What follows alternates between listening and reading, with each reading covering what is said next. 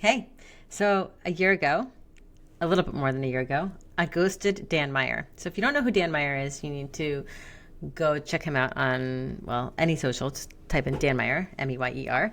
And Dan Meyer currently works for Amplify. He's one of the head honchos over there, and he is awesome. He had a TED Talk that inspired me years and years ago, but I've been following him for years, and he's a really entertaining and really fun guy.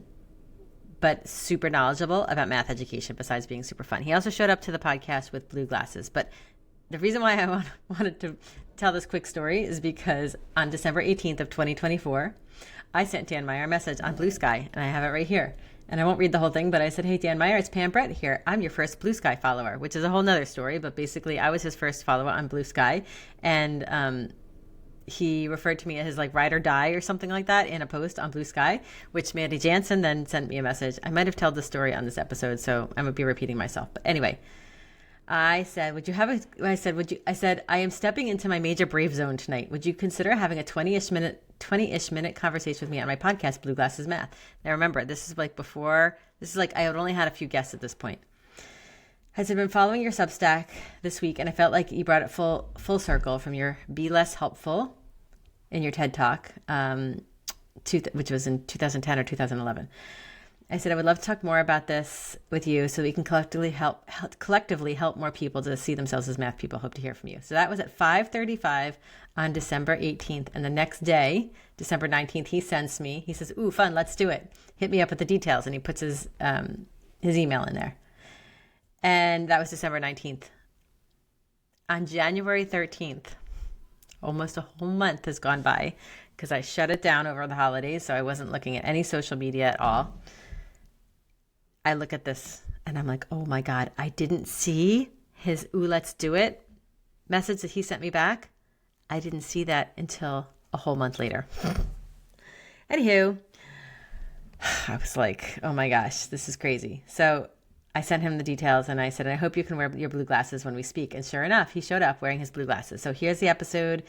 His response after the episode was recorded on January 24th, almost a year ago. He said, great first chat, Pam. Thanks for hosting me. So I'm hoping that I can have another conversation with Dan Meyer because I got to meet him in person in Atlanta. And I have a really funny picture that I'll post on social media of us, a little selfie. So yeah, so take a listen. But this is how that episode with Dan Meyer came to be. Just wanted to give you a little background on that. All right. Thanks so much for listening. And if you like this episode or any of the other episodes, please hit like, subscribe, do all the things, leave a comment.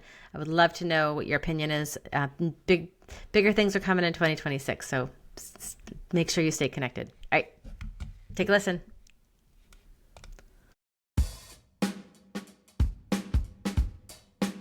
Welcome to Blue Glasses Math. In this podcast, we will explore how our self-perception as math teachers and learners influences our approach to life. Whether you identify as a math enthusiast or not, this podcast is for you. Are you a teacher, a parent, a school administrator, or a student? Join me as we shift our perspective on what it means to be a math person. Let's take a look. Hello, Dan. Hey, Pam. I am so excited to have you on my podcast today, and I love that you're wearing blue glasses.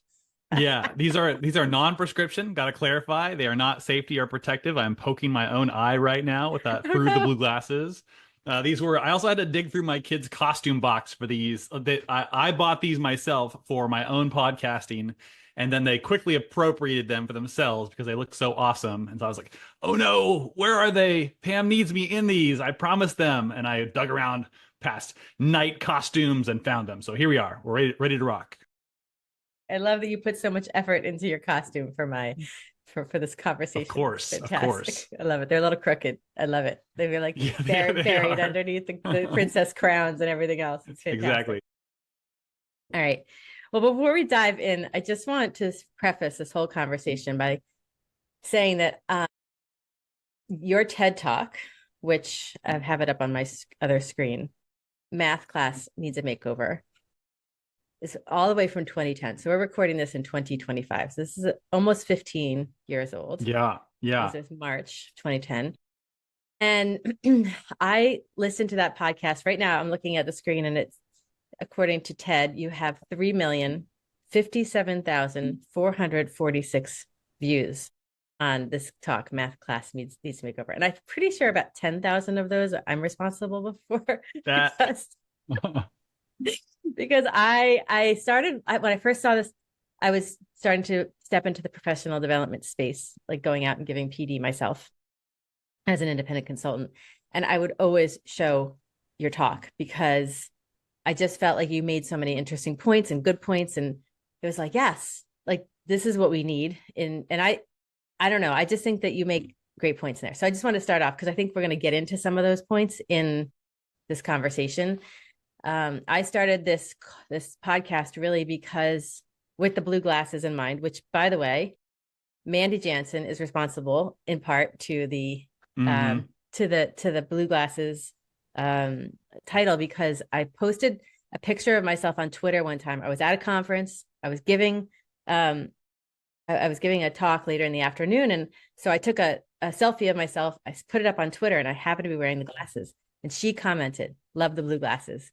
So I was like, okay, maybe it's blue glasses because I've always been thinking it's about shifting our perspective on actually what it means to do math, to be a quote unquote math person, to feel comfortable in the space of being a math person. So that's where I just want to start because I feel like your presence in the math ed community has been really influential in helping us to shift our perspectives. I still think we have a long way to go, but I don't want to talk about all of this today. Yeah. Yeah, well, thank you. I totally agree. And I love the blue glasses serve so many different roles, stylistically, pedagogically, it's a great metaphor for what we're up to here in math education. Yeah, it's awesome. Awesome. All right. So I start off with this question that I sort of ask. It's like varieties of this question, but and by the way, I have two dogs, so if you hear them in the background, they may make an appearance. Hopefully not, but yeah. So okay, so let's talk about this. So thinking about perspective over the course of your career, you started as a high school math teacher, right? Yes. Yeah. Correct. Okay. So like what experiences, but then you have been in the PD space. And I mean, before, obviously in the intro, I already explained who you are and all of your basically a resume. We're not going to take time to talk about it step by step here, but yes, the point is dancing around the question, what experiences in your incredible journey have shaped your perspectives on like, what does it actually mean to be a math person? Yeah, great question. The speed run, I think through my career, there's like, I think three big realizations I had as someone who loved mathematics, like for most of my life, a couple of major topics in math that were traumatic for me, where I felt very, very dumb. But for the most part, I dug math. And then I become a public school teacher of kids in ninth grade who really dislike math, which was very formative for me. And so a few of the realizations I've had over that time, one was just that first one, that kids really do not like this stuff. Like they have not been having for 9 years positive experiences with mathematics that are validating of them and their social identities. It's been like accumulating like barnacles on a ship and negative experiences calcifying around themselves and their ideas about themselves as mathematicians. And I walked into ninth grade as like, hey, great news. I'm the person who's to help you with your most favorite thing ever. And it was like, nah, that's not how this is going to go. So main observation was that kids don't love this stuff. And it's not helpful to say things like, you'll use this someday in a job later. Like the work needs to be done now. They are not enticed by vitamins, by the sense of you should take this vitamin for your health for the future. They are much more enticed by aspirin, like feeling a headache now, where math comes along as this is aspirin, this is pain, this is relief for some pain that I'm experiencing right now. So that was number one. Number two was just to realize how quickly students experience their Number two, I'll just back up a second. Number two, kids get hit by the full formal weight of mathematics from minute one in many classes. And what's been so beneficial for me has been my interest in storytelling, in movie making, in screenwriting, dating back from my own high school years. Yeah. And to realize that so many of these experiences that kids have that they love, they start almost feeling weightless, where you're just invited into a world and slowly structures and relationships come around to serve you and your interests and your goals. So I would come along and see word problems that took a chunk of the world and immediately applied numbers and equations and graphs and said, now find the intercept or find this other mathy thing based on that mathy thing. And my realization was, no, given student interest, given technology we have now, Yeah. we can let them enjoy the world on its own terms just for a moment, to just look at a pyramid, a giant pyramid fashioned out of pennies, to look at a giant water tank filling up with water in that TED talk, for instance, Yep. and just to wonder about it as humans, not as math doing robots, and then to bring in the kind of the math doing to support our questions as humans. The third thing is about technology. We might get into that at a different time. The third like realization I had was about the role and function of tech Yeah. in a math class. But those are the first two I just want to like name as the speed run through my career up until that TED talk is like, wow, kids don't like this. Can't tell them. You'll use it someday in your job. Got to find something else. And then also to let students experience the world before it has been digested and chewed up by math, to participate in the digesting and the chewing up with mathematics later. Wow. There's a lot to unpack there. So much. Like, That's how we do. especially, Yep. I wrote down a couple things as you were talking. I wrote down the word weightless and obviously the word human, right? It's like I started this podcast about a year and a half ago and kind of dripped into it. And I really didn't understand why I was starting the podcast, other than the fact that similar experience to you, as I stepped into an 8th grade math classroom, and same thing. Those kids were like, they weren't buying what I was selling, just like how you described it in your podcast, I mean, in your TED talk. Like that, no matter how I tried to package it to make it look, and it's interesting because in your TED talk you have a picture on a desk, and it's a picture of a textbook opened, and you put the sitcom Two and a Half Men in the picture of the graphic that would be on the page, and Right. that is the textbook. I don't know if it's the same textbook, but that looks like what the textbook was that I was using. And I'm like, I kept trying to force feed it to them. And I already had 8 years of experience in other schools. So I thought, well, I know how to teach math, but not to these kids, because these kids, I needed to do something different. And those were the ones who really taught me how to be a teacher, because I needed to see them as humans. So when you said that about like the human aspect of teaching and learning math is so important. And one of my books that I love that I keep on my desk all the time, although it's not right here right now, is called Math for Human Flourishing. I'm sure you've seen it, heard it, Francis Su.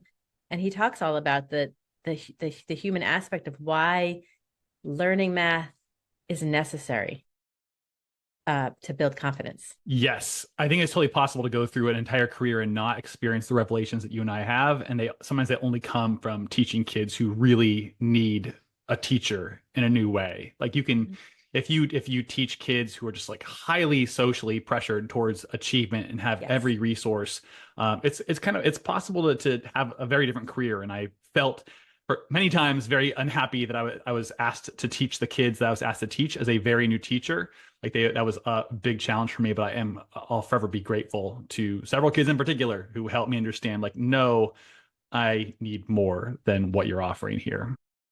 It's so true. Those kids, for me, and I know for you too, they launched the trajectory of my career in such a different direction than where it was going. You know, I was I'm just going to sit in this classroom and I'll retire someday after 35 so years. And then I switched schools and everything changed, because then I was like, I need to know more. And I just kept learning more, and I keep learning more every single day. So that's, yeah. All right. So let's talk about confidence. So we're kind of talking right now, we're having like that higher level conversation about like the top, not top down looking, but like the umbrella of the conversation. But like, what is it? What are some things? Because I know you've been in classrooms. I know that from the podcast that you had, Math Teacher Lounge, I was listening in preparation for this, and also just have been listening. I know that you've been in classrooms and you're sort of doing these play-by-plays and like watching how teachers, not just how teachers are doing what they do, but how the students are responding. What do you think from those experiences or other experiences in your life builds the confidence? Why do kids get confident in math and why don't they? And what are, yeah. Yeah, such a great question. I think as I've thought about the work of teaching, I've come to the realization that it is both very hard and also can be phrased in a way that is simple. This is a really helpful for me to name that what teaching in a way that like is. Let me back that up if that's all right Mhm. with you. Sure. Yeah. So over time, I've come to realize that math teaching can be phrased in ways that are simple, even though it is quite hard. The work of teaching, as I see it, is to invite from students the thoughts that they have, and then to develop those further, to not just leave them with the thoughts they have, but to take that a notch farther, to help them formalize it, make it more efficient, to develop it, to see value in each other's. And the hard parts about that, one is to convince kids that you do have thoughts. You have thoughts that I need to know about, because if I don't know about them, it'll be harder for me to formalize them, to help me formalize them, to connect them to more advanced thoughts. And so what's been so helpful in the curriculum that I help make at Amplify is at the start of the lesson, it includes a very weightless mathematical moment, a very light mathematical moment where it asks students to react from their perceptions, from their sense of sight and sound and touch, and just like, hey, what are you seeing? Which of these four things is different? How long do you think it'll take for that tank to fill up? Questions that any student can answer. I would ask students like, okay, like what would be a wrong answer here when they're just convinced, like I can't even guess. I would ask them, just tell me what a wrong answer would be. And they would say 0 or 1,000,000,000. And I'm like, yes, okay, we are starting to excavate the thoughts that I know you have about mathematics, even though you don't believe you have them. So that's that part of the building math confidence is a pedagogical challenge and a curriculum challenge where teachers need to have materials that draw out the thoughts from students that they don't think they have, and the pedagogical skills to do that. And also, it is the teacher has the ability, has the power, invested in them by their certification in their state to stamp those thoughts as valuable. Like, Yes. so they have the gift, the ability to say, yes, that what you just gave me is mathematical, or to say, no, it's not, and a lot of times we say the good thoughts are the ones that are up on the top shelf, that have X's and numbers and are formally correct. And the transition that so many teachers need to make, that I've tried to make, is to name these much more concrete and sensory thoughts as valuable too. And that process, that cycle, is what I've seen develop math confidence in so many students who lacked it at the start of the year. Yeah, right. It's like, again, getting back to the human, the idea of us as humans coming in and having a human experience, Yes. creating that, right? I'm sure you've seen the poster. It's like a stick figure and it says, be a math person. So you are something, and it says, do math, be a human, or do math, be a person. They're all different Right. varieties of Right. it. And it's like, Right. yeah. And I love your suggestion of inviting the students to bring their ideas out, right? Because that is where the confidence is going to come. Like, oh, I have an idea. Even if Yes. that idea is what can't possibly happen. Yeah. The be a person part is easy there because we're all people, but the do math is like, I like that. I like that that phrasing and that t-shirt, that poster. But the main challenge is to reconceptualize or broaden the panorama of what we think, what the teacher thinks math is. Yes, the do math part. Exactly. Exactly. And that's yeah, you nailed it. I love it. Um, how do we get teachers there? How do we get them there? Yeah, I don't know, the question's rhetorical. It's a great question. How do we help math teachers move in that direction as people who work with math teachers? And like I want to believe the same about math teachers as I do about math students. That every math Yes. teacher will Yes. would love to do better, would love to feel competent, and would love to do things that are good for their students if they have the support and resources to do it. We'd never say about a student, you or I, like that student just doesn't want to learn math, Yeah. but I do hear a frightful amount of those teachers just don't want to change from people who, wouldn't say that about students. So when I'm working with teachers, the most important thing we do is do math of a different sort. than they're Yes. used to from their own experiences. Some of them, I work with a lot of secondary teachers. A lot of them have math degrees. A lot of them sailed through K-12 mathematics, doing a certain kind of math quite well that was very abstract and formal and had a right or wrongness attached to it. And so Mhm. we do a math of a different sort, where they offer, I ask them for ideas and they offer them, and that you can't attach a right or a wrong to the question, how are you seeing this? It's always, I mean, it's always correct because they are just expressing genuinely from their eyes and their brain, right? So that's the main thing. And then to debrief, how did you feel doing that? How would you think your students would feel doing that kind of math? And how can we do more of that math if we think it would be good for students? Roughly speaking, that's how I work with teachers. It's like I always talk about putting the teachers in the seat of the problem solver, and that I was actually just at a PD today that I was not running, but I was there to help out. And um, it's like sitting in the seat of the problem solver. It's not just about the learning, like whether you're learning how to use a particular strategy. It's about learning like from a soul level of what it feels like to be in a situation of like maybe not knowing, this is a room of 35 people, not knowing who the person is sitting next to me and are they going to judge me and all of these things. And as soon as you break down those barriers with these invitations, and give teachers the experience of feeling what it feels like to be invited, then yeah, I think that really helps to move the needle forward. I've seen that with the teachers that I've worked with too. I love that.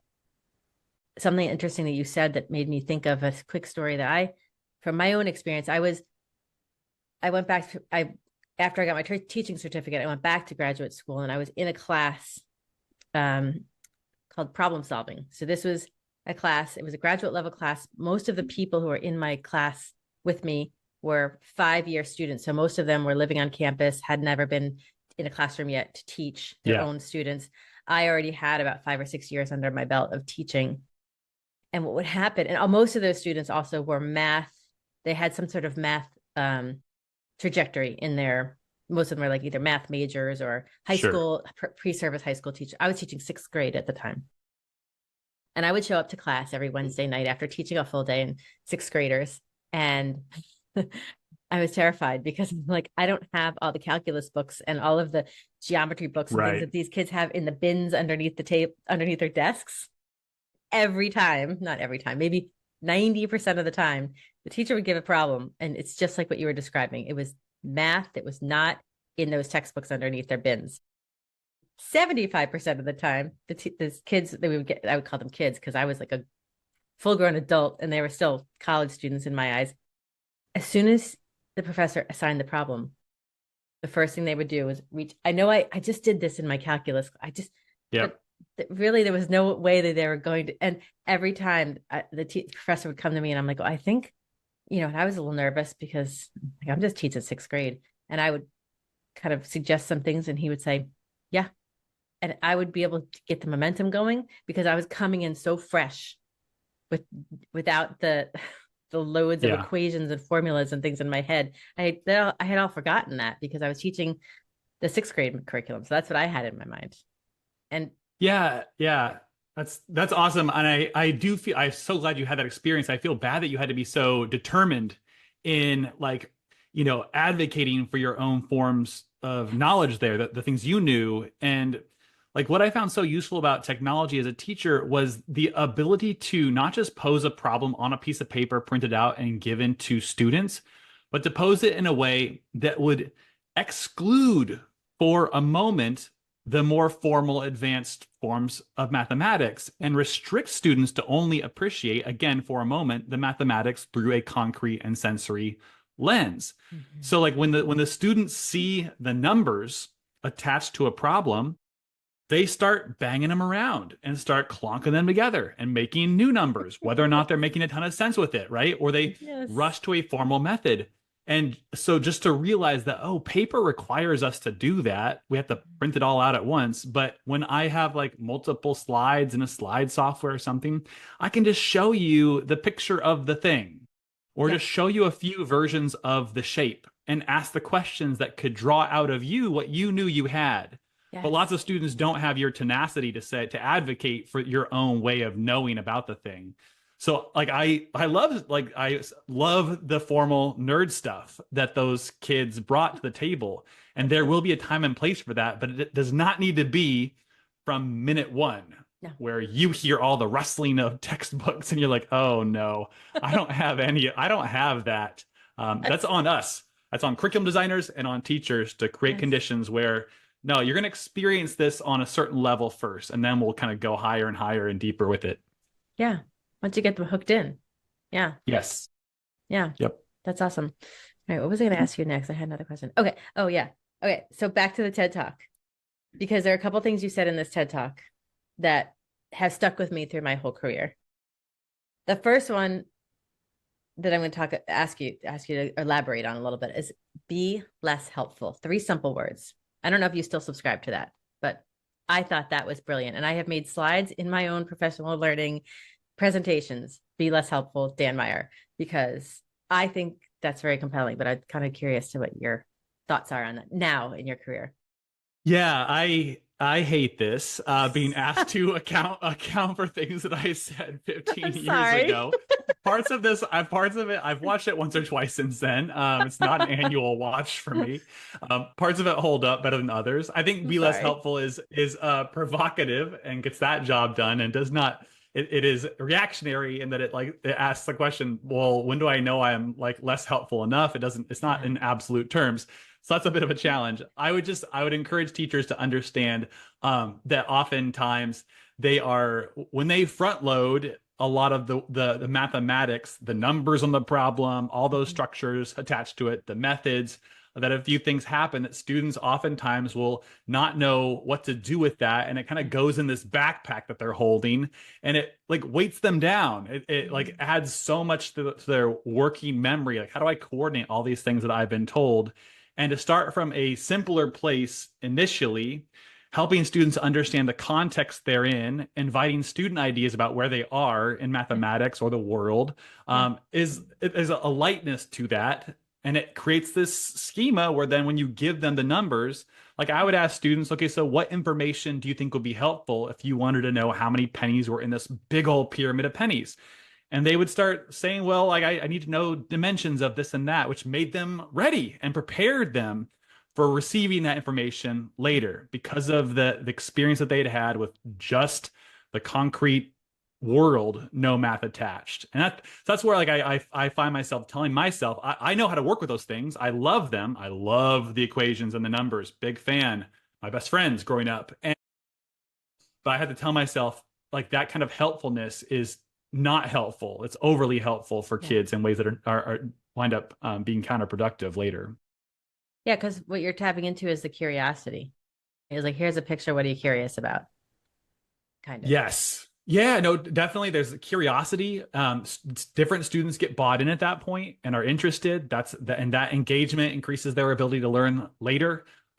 It's all of that, and it is also like there's these interesting studies from Dan Schwartz at Stanford, and his team where he would ask students, he would present to them like 4 different situations from the world. For instance, clowns in cars. Okay, and Okay. some cars are bigger, some are smaller. Yeah. Sometimes there's more clowns, sometimes there's fewer. And he'd ask the kids, like, which car is the most crowded? Which car looks the most crowded? Can you create can you create a way to sort these 4 cars from most to least crowded? And these kids are basically like kind of backing their way into ideas of ratio here. But what he would do is he would not ask them to discover. He would not say, okay, great, you must discover this on your own. But what he would then do is tell them. He would say, okay, so you've done this work here. I'm going to tell you about a thing called ratio.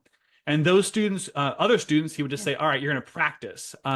He would not give them that early experience of experimentation and orienting yourself to the context. He would just say, all right, I'm going to tell you about ratio and have you practice instead. And the students who had that early experience of kind of like just bumping their elbows against the edges of the context there, they had this better ability to transfer their learning later of ratio to new contexts, to use it in new ways. And so when it comes to things like, I've often been interpreted in that talk as a child to endorse like, well, kids, you just never tell kids anything. Like if they can Mm, learn it for themselves, never tell it to them, and that's not an effective way for kids to learn, mm-mm. and often very counterproductive and frustrating. But Yeah. kids need to have these early experiences. There's a Yeah. time for telling, as Dan Schwartz put Hmm. it. There's a Yep. particular time for telling, and it's often after. It's Yeah. after certain experiences that prepare them to understand the language around it, the processes, the procedures, the Mm. concepts. It's after some early experience. And that's what Be Less Helpful has meant to me over time. Yeah. Sorry, I didn't mean to put you in that uncomfortable seat of having to because Yeah, the whole thing where that like I gave this 11-minute talk as a 20 something kid and it blew up is I still don't really know what happened there. But I'm happy to talk about it if you're happy to be patient with me trying to figure it out in real time. no, it's totally fine.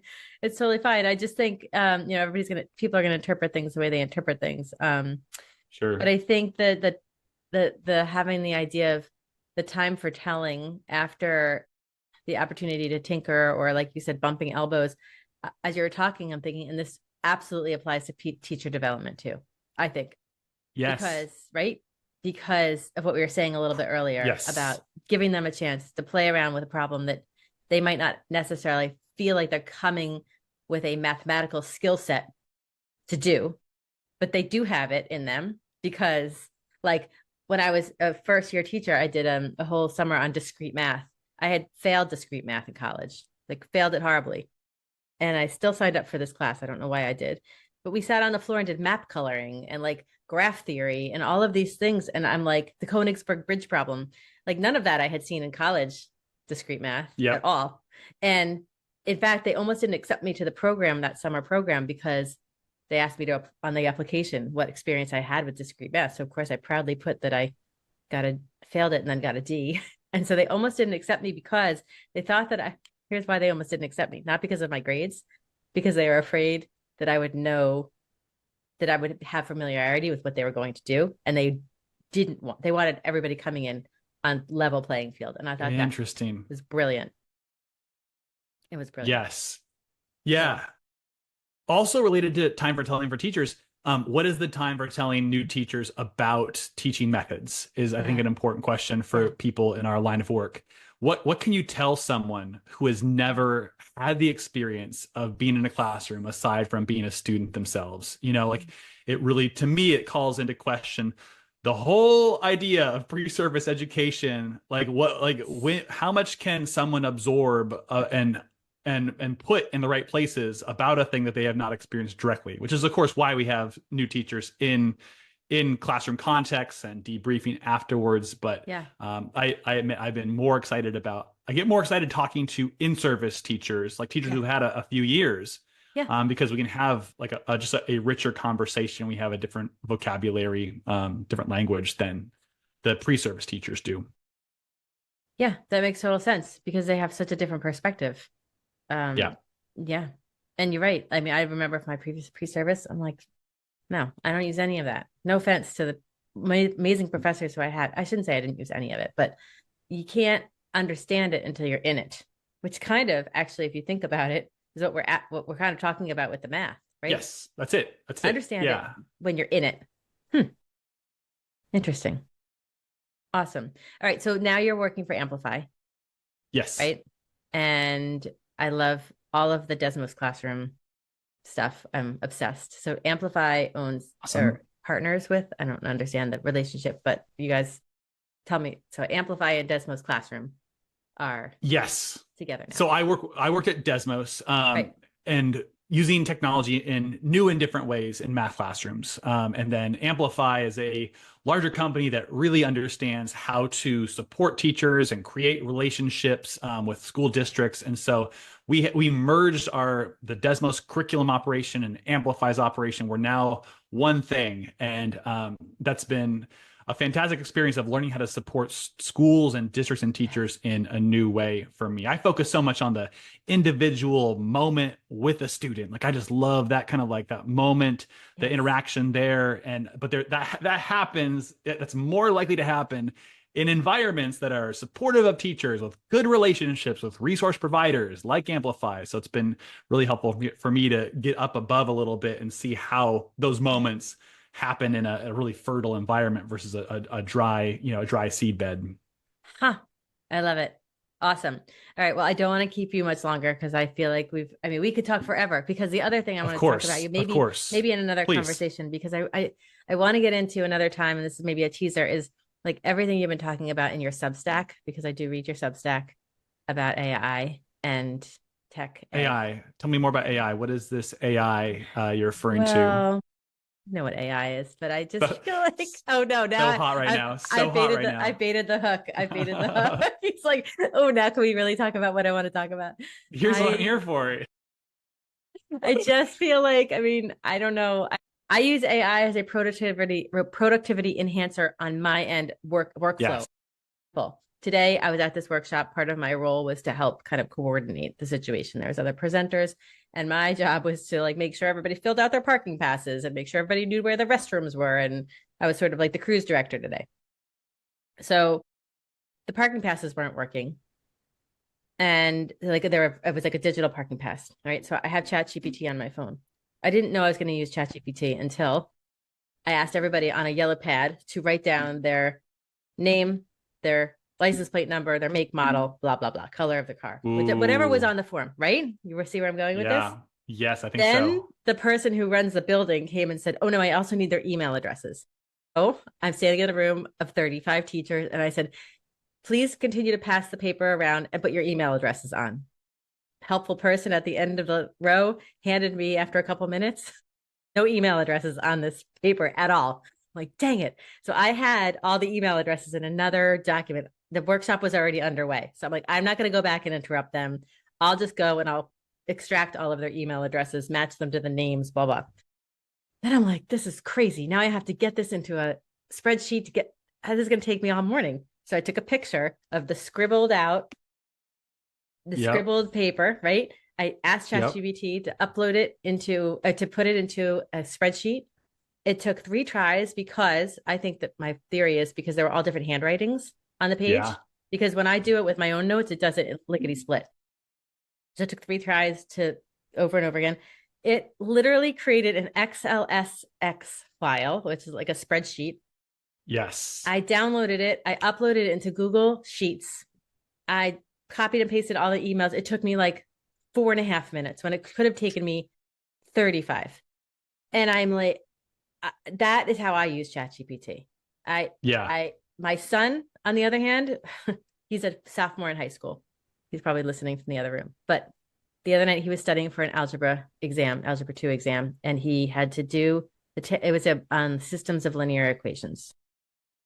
And so he asked me, he didn't ask me. First he's in his room and I can hear him getting frustrated. And he said, Mom, I asked ChatGPT to make me a study guide. And it was crap. It was crap. And so he's like, do you have that algebra book? So of course I have a book right behind me. He's like, so he Yeah. came down, he got the book and then he did the problems. And then he used the other one to check his answers instead of asking me, but the photo math one, which fine, whatever. At least he was studying. That's my story about AI right now. That's nice. That's a fun move with the visual recognition, like the character recognition. That's pretty impressive. Resourcefulness on your part in the tech. Yeah, I use it most days. I would say I'm almost a daily user of ChatGPT. Um, I think it's more likely that this technology will change the world we live in than the classrooms we teach in. I think Yes. this feels like a very powerful technology, and I can more readily believe that it will make education obsolete because we are all just enjoying lives of leisure while our Mm. robots are doing all the work. I can more readily believe that possibility than I can. This is going to change in any dramatic way how novice disinterested students become expert interested students in a discipline, and we should chat about that some other time.